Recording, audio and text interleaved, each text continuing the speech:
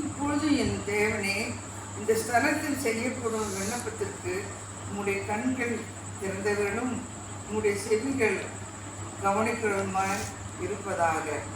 Solomon ஜெபம் பண்ணி முடித்த பொழுது அக்கினி வானத்திலிருந்து இறங்கி சர்வாங்க தகவனையையும் மற்ற பலியையும் பற்றியது. கர்த்தருடைய மகிமை ஆலயத்தை நிரப்பிற்று.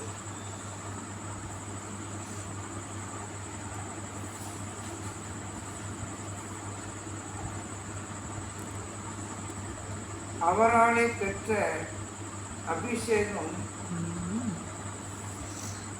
அவர் நிலைத்திருக்கிறது. ஒருவரும் நமக்கு போதிக்க வேண்டியதில்லை. அந்த அபிஷேகம் சகலத்தின் குறித்து நமக்கு போதிக்கும். அதாவது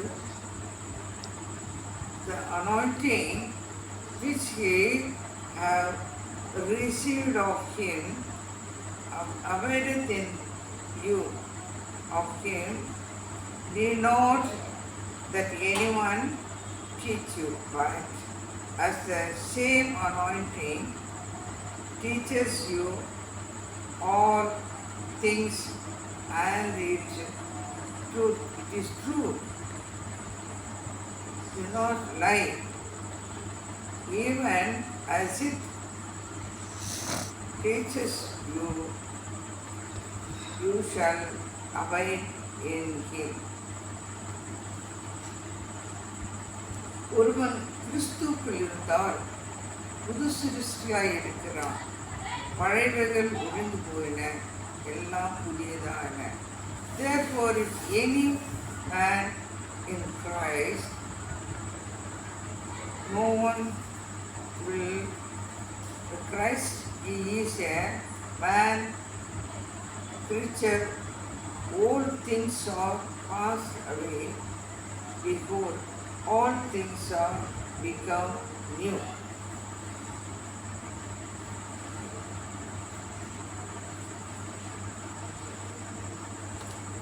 கர்த்தர் நமக்கு பெரிய அவருடைய அபிஷேகம், அதாவது அவரால் பெற்ற அபிஷேகம் நமக்கு சகலத்தையும் போதிக்கும்.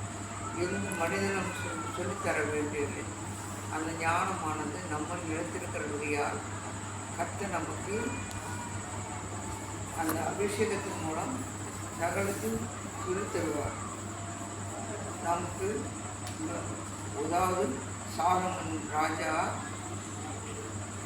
அதாவது அவனை மாதிரி சாலமன் ஞானி மாதிரி ஒரு ஞானி இனிமேல் உலகத்தை இனி பிறக்க போகிறது கிடையாது.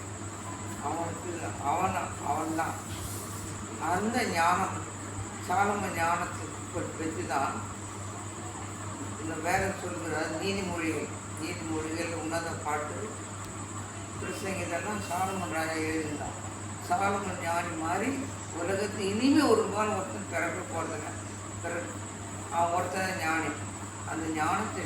அந்த ஞானத்தினால அவன் கர்த்தருக்கு பயந்து அவன் ஜெபிக்கும் பொழுது வானத்திலிருந்து அக்னி அந்த ஆலயத்தில் இறங்கிட்டான். அதனால் அந்த இடமே அப்படியே பயங்கரம் நெருப்பு பயமாயிடுச்சான். மக்களும் பயப்பட ஆரம்பிச்சுட்டாங்களாம், பயந்துட்டாங்களாம். எருசலேம் தேவாலயம், அந்த தேவாலயத்தை வந்து சுத்தமாக தூய்மை தங்கத்தால் கட்டியிருந்தாங்க. அவங்களுடைய அரண்மனை கதவு மேல் கூரை எல்லாமே தங்கத்தினால் ஆனதான். எல்லாமே தங்கம் தான். அவன் கை பிடிச்சவர்லேருந்து, கதவுலேருந்து, கூரையிலேருந்து, ஜன்னலேருந்து எல்லாமே தங்கத்தால் கட்டினான். ஆனால் அவன் இறந்த உடனே நேபுகாத்நேச்சார் போய் எல்லாத்தையும் பேர்த்தெடுத்துட்டு வந்து அவனுடைய ஒரு இடத்துல வச்சான். அப்போது கை விரல் வந்து மேலே வந்து எழுதிச்சான். மேனே மேனே தெற்கே ரூபாசே, அதாவது தன்னுடைய ஆட்சியிலிருந்து விழுந்தார். இனி எழுந்திருக்க மாட்டார் சொல்லி அந்த ராத்திரியை வந்து ஒரு அரசன் வந்து பிடிச்சிருக்காங்க. அவனை கொலை செய்து போட்டாங்க. ஏன்னாக்கா அவனுக்கு சாலமன் ராஜா கோயில் கட்டின அந்த ஆலயத்திலிருந்த தங்கத்தெல்லாம் திருடியாந்தனால அந்த பாவம் அவனை அடித்து அவன் செத்தானான். நம்முடைய ஆலயம் வந்து ஒரு புனிதமான இடம். அந்த புனிதமான இடத்துல நம்ம ஒவ்வொரு பொருளும் கர்த்தரால் அபிஷேகம் பண்ணப்பட்ட ஒரு பொருள். ஒரு பொருளை கூட நம்ம திருடணும் என்னன்னா நமக்கு ஆபத்து வரும். வேறு பரிசுத்த ஆலயத்தில் இருக்கிற ஒவ்வொரு பொருளும் அபிஷேகம் பண்ணப்பட்டது. அது மாதிரி அவன் தங்கத்தினால கட்டினான். அவன் நல்ல எண்ணத்தோடு கட்டினான் சாலமன் ராஜா. அவனுக்கு நான் திருடி வந்துட்டான். நான் இது இந்த கட்டின இந்த ஆலயத்தைன்னு சொல்லிட்டு அவன் வாயிலிருந்து அந்த சொல்லு வர்றதுக்குள்ள அவன் வந்து ஒரு விலங்கு மாதிரி ஆயிட்டான். விலங்கு மாதிரி ஆகி உள்ள மேய்ஞ்சானான். அதனால் இந்த வேலை கூட சர்ச்சை கட்டுறாங்க. அது பரிசுத்தமான ஆலயம். அதுலேருந்து எதையும் திருடலாம்னு நினைக்கக்கூடாது.